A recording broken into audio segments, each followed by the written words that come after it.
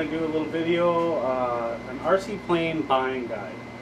Now, there's a few things you need to look at when you're looking at an RC plane, and you got to think about where you're going to fly, first of all.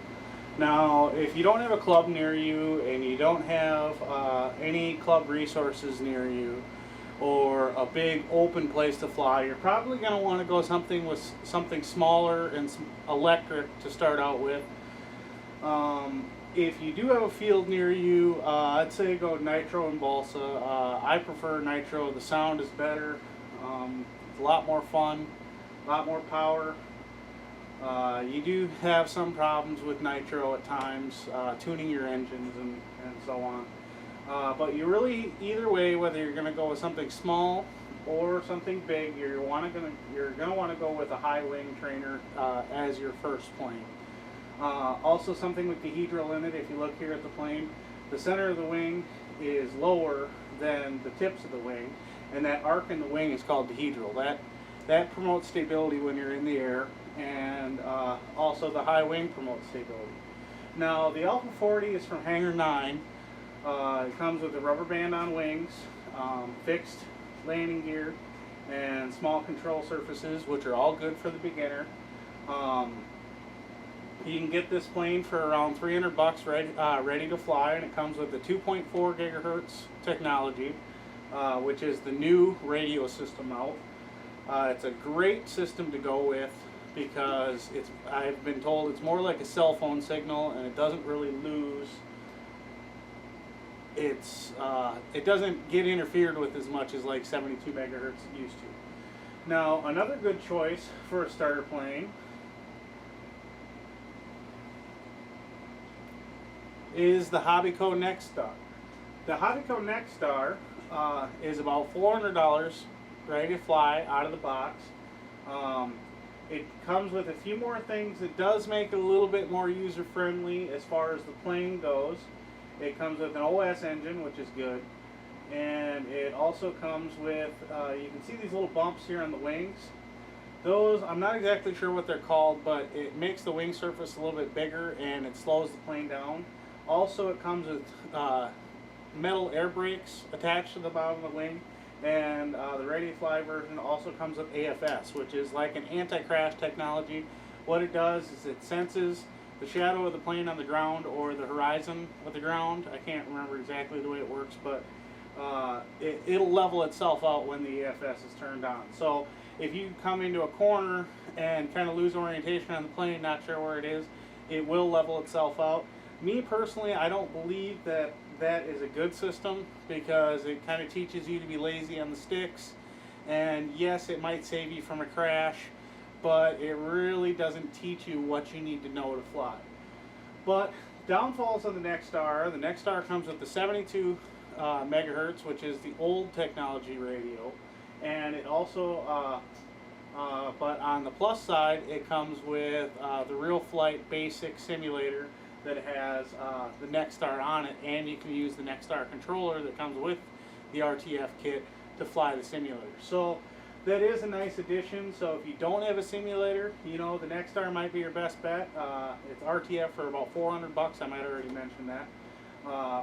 So you're paying that extra $100, and you have the downfall of the 72 megahertz, but you have the high side of having the sim come with it. So, you know, it's kind of hit or miss with those two. Now, another plane, I don't have a picture of it, that's a great starting point is the Sig LT40. The LT40 is a great plane. I do not believe they sell an RTF kit, so it would be an ARF. Now, with an ARF, you need to buy your own engine, your own receiver box, your own radio, all stuff, and put it together. Now, that's good for somebody that's been in the hobby for a while, but it's kind of bad for somebody that's never set up a plane before. So if you do not have help, please go with one of the RTF kits because it'll give you the best chance of going out to the field and flying and getting your plane up in the air without any, screw ups on your part putting the plane together. You know, the engine's going to be mounted properly, the servos are going to be mounted properly, everything should be set up and pretty much ready. So you're not really going to have those problems that you would have if you accidentally reversed a servo or something like that on an ARF build.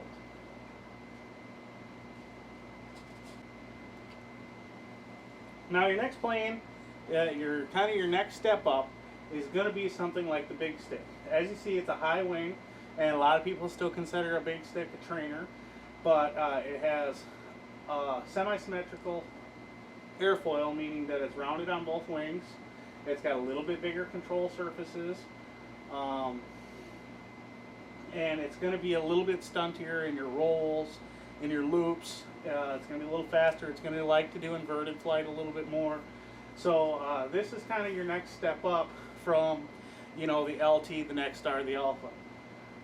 From here, you can kind of go a few directions. If you want your next plane to be, a low wing, you can go to something like the Escapade. The Escapade gives you a smaller wing surface. There's still a little bit of dehedral in the wing, which promotes that stability, like I said before. This is a $100 ARF. It's a great plane. I've owned it. It is from Great Plains. As far as performance and everything goes, this is definitely a step up from your trainer, high wing trainers, and your Big Stik and planes like that. Like you see, the wing is smaller wing surface. This plane's going to land faster. It's a tail drag, so it's going to land a little bit different. And like I said, it's just going to maneuver and be a faster plane. But this is a great plane to go to. And then from there you can go to something like this, the Sig 4-star. Now you'll see there is no dehedral in the wing here. Other than that, it's pretty much the same plane as the Escapade. It's it's a great body. I believe the ARF is around $140 for a Sig 4-star. I've flown one. They're a great flying plane. They're a very well built plane.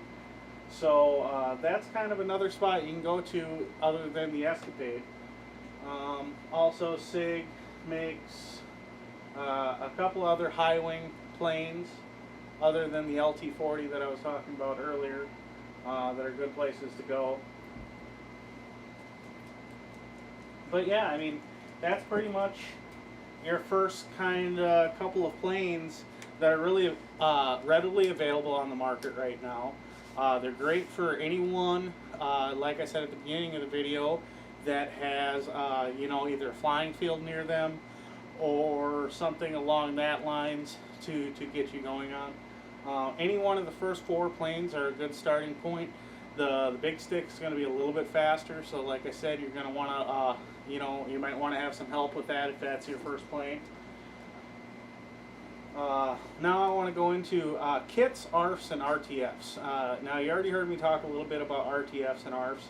An ARF is an almost ready to fly plane, meaning that you basically get the carcass of the airplane shipped to you, and you got to add your motor, your servos, your battery, your switch, your receiver box, your radio. I'm sure I probably left something out there, but you have to add all that to it. Usually they come with your push rods, your landing gear, all that stuff. The actual plane itself should all be there in an ARF.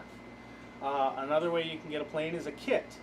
Now, kits are for those builders of you out there that like to build, like to work with your hands. They basically send you a how-to and a box of sticks, and you put the plane together. You got to cover it. There's RTC, which is basically like an ARF, ready to cover. It comes basically just like the ARF, but you take your time and you do your own covering. And then ready to fly is, as you hear, ready to fly. It's pretty much everything's right there in the box. Your radio, your everything should be installed in the plane, and it should be ready to go. And those are your basic 4 different types of aircraft that you can get from Horizon Hobby, Tower Hobbies. Graves RC is a place if you want lots of kits. Check out my forum. I got a bunch of other websites and the discussion boards on there. I'm sure I probably forgot about 10 or 15 different things, and that's the way it usually goes. I do all these videos right off the top of my head, guys, so if I do forget stuff, I apologize. But I hope this gives a few of you out there that really didn't know where to go on your first plane some direction. Because like I said, I've gotten a lot of comments and questions over the last year and a half of, you know, oh, is this a good plane to start with? Would you suggest this plane for beginners?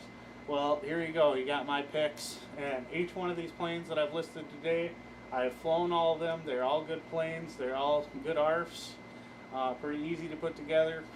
And, you know, those guys that are on your second step out there, out of all the ARFs I mentioned, I'd have to say that the Escapade is my favorite. It was the easiest to go together.